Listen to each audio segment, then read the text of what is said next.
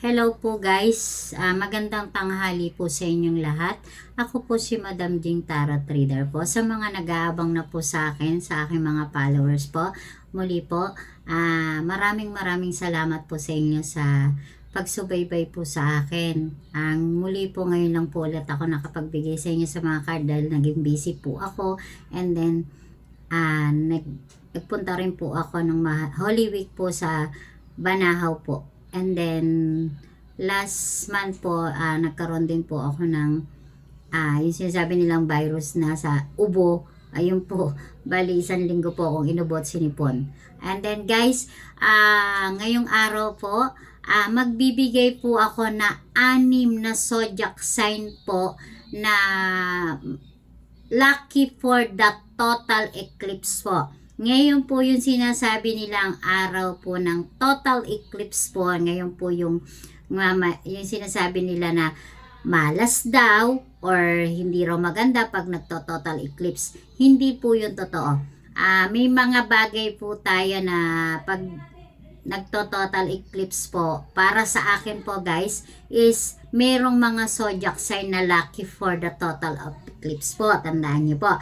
Unang-una po, ang aking binibigay po for the total eclipse na zodiac sign ay 6 pong zodiac sign niya na lucky for the year. Because of bibihira pong lumabas ang total eclipse po na tinatawag po sa ilang years po yan bago dumating or dumaan ulit sa atin dito sa buong mundo.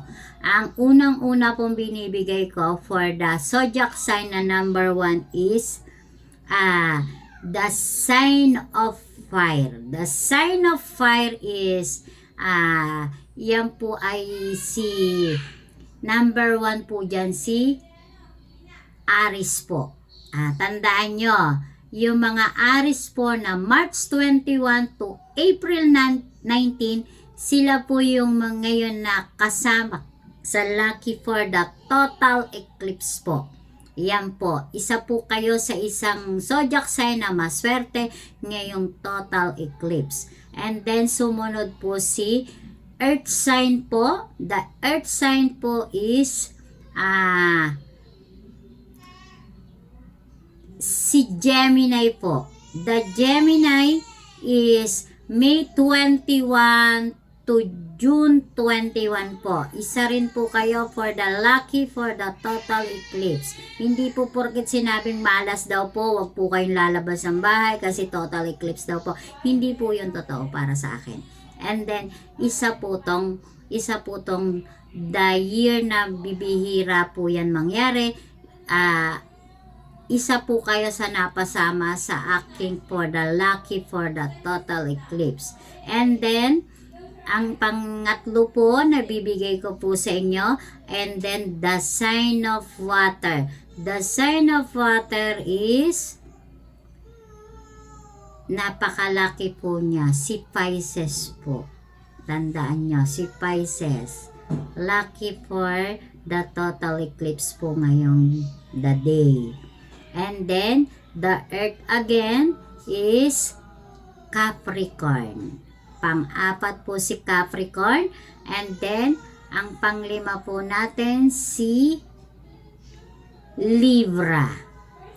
Si Libra na matigas ng ulo na sana ngayong total eclipse ay mabago para hindi na sila magkamali sa kanilang minamahal.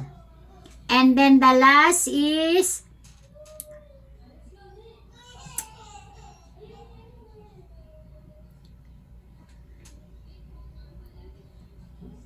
Leo po. The Leo.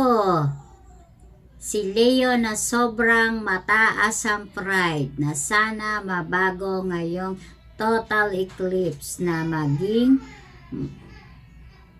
mapakumbaba. Ayan po. Tandaan nyo guys ha. 6 ang binigay ko na lucky for the total eclipse ngayong April 8. 2024. And then, doon po sa mga hindi ko pa nabanggit, tingnan po natin sa susunod po ulit sa kabilugan naman ng buwan. Baka mapasama yung mga hindi ko nabanggit. And then, abangan nyo po ulit ako sa aking mga card reader guys. And then, maraming salamat po sa inyo.